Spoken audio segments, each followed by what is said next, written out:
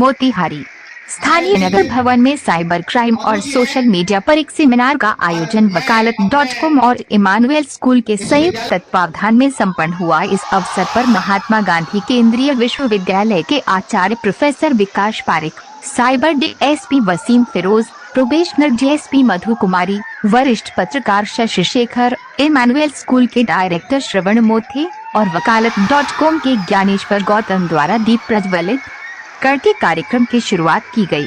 Cyber crime और social media पर चर्चा करते हुए प्रोफेसर पारिक ने कहा कि सोशल मीडिया अफीम से भी ज्यादा खतरनाक है और जो बच्चे इसका शिकार हुए वो अपनी बर्बादी का रास्ता खुद तय कर रहा है। साइबर क्राइम पर चर्चा करते हुए उन्होंने कई प्रकार के टिप्स बच्चों को दिए और बच्चों ने भी इंटरेक्शन सेशन में जमकर भाग लिया। वहीं शशि शेखर ने कुछ उदाहरण के माध्यम से बच्चों को जागरूक करने का कार्य किया। DSP cyber cell Wasim Firoz के साथ भी बच्चों ने सवाल जवाब के माध्यम से अपनी उत्सुकता को जानने का प्रयास किया।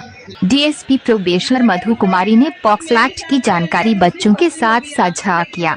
वकालत.com के ज्ञानेश्वर गौतम ने अपने संबोधन में कहा कि बच्चों को मोबाइल से दूर रहना चाहिए क्योंकि ये आपकी प्रगति का सबसे बड़ा बाधक है। साथ ही सरकार से 18 वर्ष से कम उम्र के बच्चों के सोशल मीडिया अकाउंट को फ्रीज करने की मांग की। साथ आज के सेमिनार में बच्चों ने क्या सीखा इस पर एक निबंध लिखकर जमा करने को कहा और उसमें से 10 बच्चों को चिन्हित करके उन्हें फैसिलिटेट करने की घोषणा की। इमानुएल स्कूल के निदेशक श्री मुर्थे ने समापन भाषण में कहा कि मंच पर बैठे लोगों को हमारे बच्चों में अपार संभावनाएं दिखती है जिसकी वजह से वो अपना समय हमारे साथ साझा कर रहे हैं। उक्त जानकारी वरीय पत्रकार शशि शेखर ने दी। बाद में आप क्या क्या कर सकते हैं उसके लिए पुलिस है, गार्जियन है, बाकी इंस्टीट्यूशन है, स्कूल भी हेल्प करने के लिए। लेकिन आप जितना ज़्यादा समझदारी होगा, आपके पास साइबर अवेयरनेस होगा, उतना ज़्यादा आप सेफ है उसको लेके। तो ये सबसे अच्छा पॉइंट है इस कार्यक्रम का कि बच्चों को आप जब तक बताएंगे नहीं तब तक आप उनको सेफ नहीं रख सकते। क्या मतलब बच्चों को क्या संदेश दे रहे हैं साइबर क्राइम के लिए? देखिए, सबसे पहला संदेश मेरे हिसाब से यही है कि अगर परेशान कर रहा है तो उसको अपने तक सीमित ना रखें। उसमें और फंसने, ब्लैकमेल होने, कुछ नुकसान करवाने से बेहतर होगा कि अपने गार्जियन को तुरंत बताएं। अगर आपके गार्जियन को सही लगेगा या आपको ज़रूरत लगता है तो उसके बाद आप पुलिस के पास आए। चीज़ों को अपने तक छुपाने की कोशिश ना करें। सबसे पहले बच्चों के लिए सबसे पहला संदेश यही होगा। आवश्यक है। और मैं आपको बताऊं कि किसी एक बड़े दार्शनिक ने लिखा भी था कि अगर हमारे पास ऑप्शन हो कि एक हॉस्पिटल बनाना है और एक खेल का मैदान बनाना है तो मैं पहले खेल का मैदान बनाऊंगा, क्योंकि खेल के मैदान में जो बच्चे जाएंगे उनको हॉस्पिटल जाने की ज़रूरत नहीं पड़ेगी।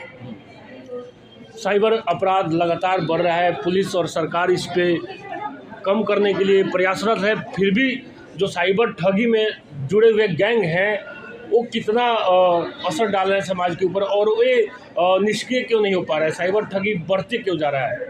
देखिए, एक चीज़ मैं आपको बताऊं, सोशल मीडिया जो है वो बिल्कुल अफीम का जो नशा होता है ना, उससे ज़्यादा खतरनाक है।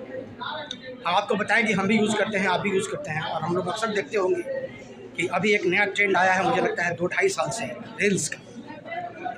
और मैं भी देखता हूँ कभी कभी कि कभी जो काम हमारा होता है वो काम भी हमारा हैम्पर कर जाता है। हम रील्स में उलझ जाते हैं और रील्स में जो उलझते हैं तो इस कदर उलझ जाते हैं कि हमारा जो अपना इम्पॉर्टेंट वर्क है वो सेकेंडरी हो जाता है, जिसको प्राइमरी होना चाहिए।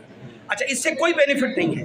तो अभी जो हमारे मुख्य वक्ता आए थे उन्होंने कहा भी, और उन्होंने कहा कि अफीम का जो नशा है उस नशे से भी ज़्यादा खतरनाक है सोशल मीडिया। कैसे बचा? और देखिए, एक चीज़ मैं आपको बताऊँ, इसके कोई बेनिफिट नहीं है, इसका कोई फ़ायदा नहीं है, वर्थलेस चीज़। हम सोशल मीडिया पे अपना कोई स्टेटस डालते हैं और डालने के बाद हम सिर्फ यही देखते हैं कि हमको रीच कितने मिले, कितने लाइक्स मिले, कितने कमेंट्स मिले। और मैं आपको बताऊं, ए मैन लाइक मी, मैं भी अगर कोई पोस्ट डालता हूं तो बार बार खोल के देखता हूं कि कितने लोगों ने उसको देखा।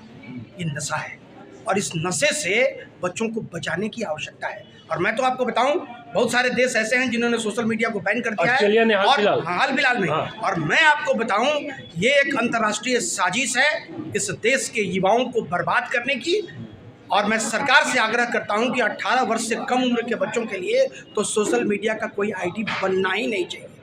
अगर इस देश को प्रगति करना है, मोदी जी की भाषा में अगर इस देश को 5 ट्रिलियन की इकोनॉमी बनानी है, मोदी जी की भाषा में अगर इस देश को युवाओं का देश बनाना है, तो वैसे स्थिति में सोशल मीडिया से बचाना बहुत आवश्यक है। स्कैम कॉल आ रहे हैं, फिर गलत नंबर से मैसेजेस आ रहे हैं, तो हम लोगों को क्या करना चाहिए, और हम लोग को बहुत सारी चीज़ें सीखने को मिली आज, जो कि बहुत अच्छा रहा। बच्चे सोशल मीडिया पे समय बिताते हैं तो आप लोग के साथ ऐसी क्या मजबूरी हो जाती है? क्या घर में कैद हैं, कोई इंटरटेनमेंट का साधन चाहिए, तो ऐसे में खेलने का मैदान छूट गया है, कोई बात करने वाला नहीं है, तो मोबाइल इस वजह से आप लोग इस्तेमाल कर रहे हैं, या वाकई में सोशल मीडिया पे एक बार आप आ जाते हैं तो उसके एडिक्ट हो जाते हैं, आदी बन जाते हैं? क्या वजह रहता है? सर ये बात तो मैं मानती हूँ कि आने से कहीं ना कहीं हम लोग उससे एडिक्ट हो जाते हैं, और फिर अगर आजकल वैसे बहुत सारे लोग बच्चे खेलते भी नहीं है बाहर जाकर, सब घर में ही बंद रहना ज़्यादा पसंद करते हैं। प्रीवियसली पसंद करते हैं या मजबूरी है? खेल के मैदान कम हो गए हैं,